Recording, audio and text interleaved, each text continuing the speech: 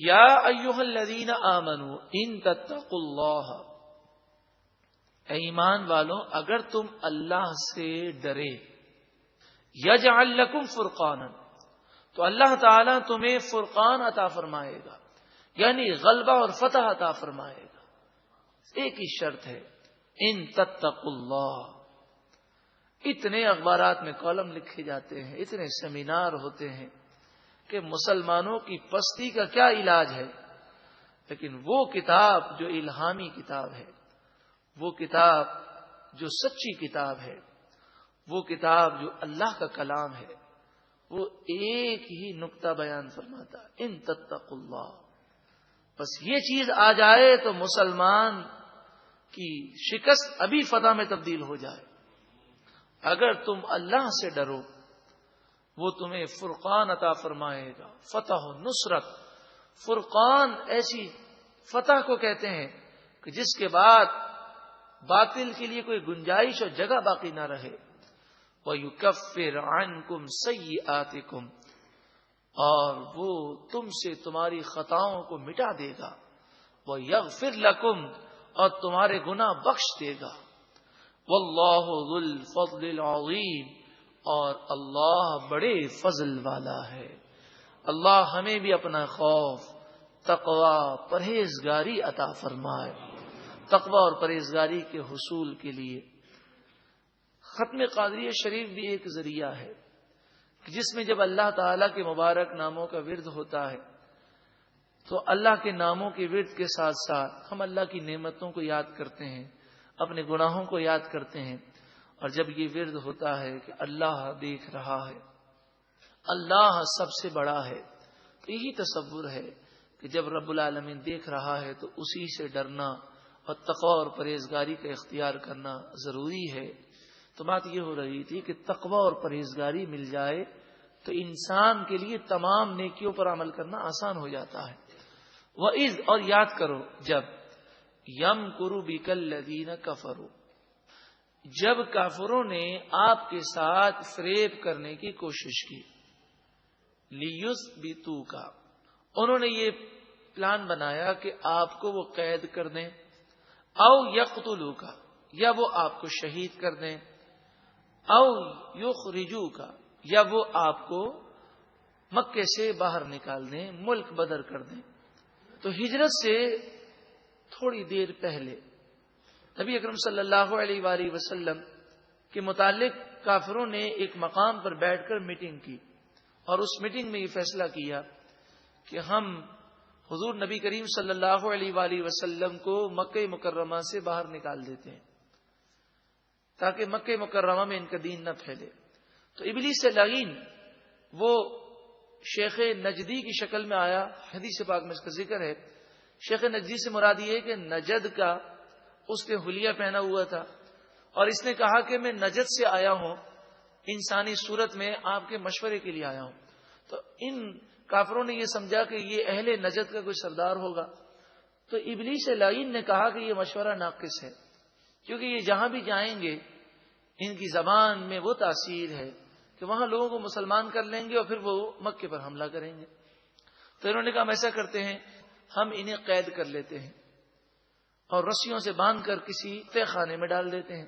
تو ابلیس لعین نے کہا یہ مشورہ بھی ناقص ہے، اس لیے کہ ان کے صحابہ کرام ان سے اتنی محبت کرتے ہیں کہ وہ جان کی بازی لگا کر انہیں چھڑا لیں گے۔ تو کہا کہ پھر ہم انہیں شہید کر لیتے ہیں۔ تو ابلیس لعین نے کہا کہ اگر تم انہیں شہید کرو گے تو ان کا قبیلہ بنی ہاشم تمہارے خلاف جو کھڑا ہو جائے گا۔ ابو جہل نے کہا کہ ایسا کرتے ہیں کہ ہم اکیلے شہید نہیں کرتے بلکہ ہر قبیلے سے 2 جوان لیتے ہیں، اور پھر اس طرح ہوگا کہ ہر قبیلے پر قتل کا الزام ہوگا، تو بنی ہاشم ہر قبیلے کا مقابلہ نہیں کر سکیں گے اور وہ دیت پر راضی ہو جائیں گے۔ وَيَمْكُرُونَ، اور وہ فریب کر رہے تھے، وَيَمْكُرُ اللَّهُ، اللہ خفیہ تدبیر فرما رہا تھا، وَاللَّهُ خَيْرُ الْمَاكِرِينَ، اور اللہ کی خفیہ تدبیر سب سے بہتر ہے۔ پھر نبی اکرم صلی اللہ علیہ وآلہ وسلم کے مکان مبارک کو انہوں نے گھیر لیا اور نبی اکرم صلی اللہ علیہ وآلہ وسلم حضرت علی کو اپنے بستر پر سلا کر انہیں اپنی چادر اوڑھا کر امانتیں دے کر اور فرمایا صبح یہ امانتیں دے کر آ جانا، اے علی کافر تجھے کچھ نقصان نہیں پہنچائیں گے۔ اور آپ نکلے، سورہ یاسین شریف کی تلاوت کی اور ایک مٹھی خاک کو لے کر کافروں کے سروں پر ڈالا۔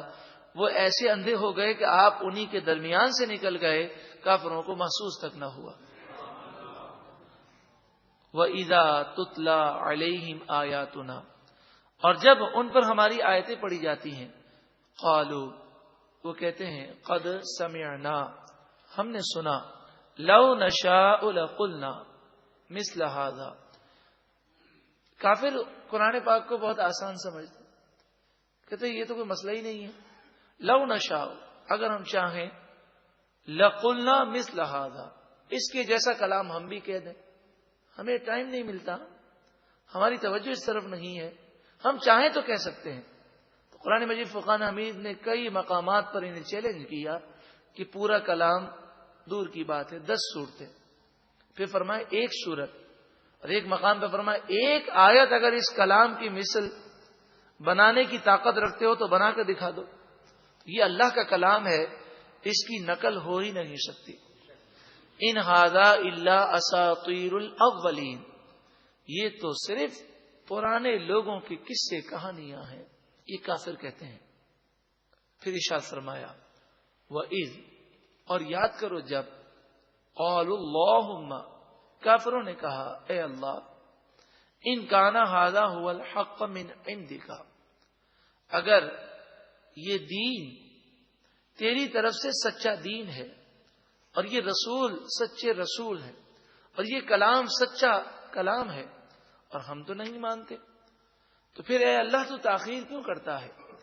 فَأَمْطِرْ عَلَيْنَا حِجَارَةً مِّنَ السَّمَاءِ، تو ہم پر آسمان سے پتھروں کی بارش نازل فرما، اَوْ ائْتِنَا بِعَذَابٍ أَلِيمٍ، یا ہم پر دردناک عذاب نازل فرما۔ مسلمانوں کا مذاق اڑانے کے لیے کہ اگر ہم سچے لوگ نہیں ہیں تو پھر ہم غلط ہیں تو ہم پر عذاب کیوں نہیں آتا۔ سبحان اللہ، ارشاد فرمایا وما کان اللہ لیعذبہم وانت فیہم، کرتوت تو ان کے ایسے ہی ہیں کہ ان کو تباہ کر دینا چاہیے، لیکن فرمایا اللہ تعالی انہیں عذاب نہیں دے گا کیونکہ آپ ان میں جلوہ افروز ہیں، آپ رحمت للعالمین ہیں۔ حضور کی آمد کے بعد کافروں پر اجتماعی عذاب نہیں آتا، انہیں ڈھیل دی جاتی ہے۔ وما کان اللہ معذبہم وہم یستغفرون، اور اللہ تعالیٰ انہیں عذاب نہیں دے گا اس وجہ سے بھی کہ ان میں بعض مسلمان ہیں جو استغفار کرتے ہیں، ان مسلمانوں کی وجہ سے بھی عذاب ٹل رہا ہے۔ پتہ چلا اگر کسی محلے میں گناہ ہوتے ہوں اور کوئی نیک آدمی رہتا ہو تو اس کی نیکیوں کی برکت سے بھی عذاب ٹل جاتا ہے۔ حدیث پاک میں فرمایا ایک نیک آدمی کی برکت سے 40 گھر دائیں، 40 گھر بائیں، 40 گھر آگے، 40 گھر پیچھے اللہ تعالی رحمتوں کو نازل فرماتا ہے۔ تو جب نیک آدمی کی برکت سے اتنا فیض ملتا ہے تو خود اس کے گھر پر کتنی برکتوں کا نزول ہوتا ہوگا اور خود اس پر کتنا کرم ہوتا ہوگا۔ اللہ ہم سب کو نیک بنا دے۔ وما لهم الا يعذبهم اللہ، ان کے کرتوت تو ایسے ہی ہیں کہ انہیں عذاب دیا جائے۔ فرمایا اللہ تعالی انہیں عذاب کیوں نہ دے۔ وهم يصدون عن المسجد الحرام، یہ لوگ مسجد حرام سے لوگوں کو روکتے ہیں۔ وما كانوا اولیاء، حالانکہ انہیں اس چیز کا حق نہیں ہے۔ ان اولیاؤہ الا المتقون، مسجد حرام کے متولی وہی ہو سکتے ہیں جو پرہیزگار ہوں۔ تو یہ گناہگار ہو کر مسجد حرام پر قبضہ کیے ہوئے، یہ مسجد حرام کے متولی نہیں ہو سکتے۔ وَلَكِنَّ أَكْثَرَهُمْ لَا يَعْلَمُونَ، اکثر ان میں سے اکثر لوگ جانتے نہیں ہیں، اور یہ کہتے ہیں ہم طواف کرتے ہیں، حج کرتے ہیں، نماز پڑھتے ہیں، وہاں پر ہماری عبادت، ان کی عبادت کا کیا انداز ہے؟ فرمایا وما کان صلاتہم عند البیت، ان کا طواف، ان کی نماز، ان کی عبادت بیت اللہ شریف کے نزدیک صرف کیا ہے؟ الا مکاء و تصدیہ، سیٹی بجانا اور تالیاں مارنا. مکاءن سیٹی بجانا، تصدیہ تالیاں مارنا. کافروں کا یہ انداز ہے کہ وہ سیٹیاں بجاتے ہیں، تالیاں بجاتے ہیں. قرآن مجید فرقان حمید نے اس وجہ سے کافروں کی مذمت فرمائی.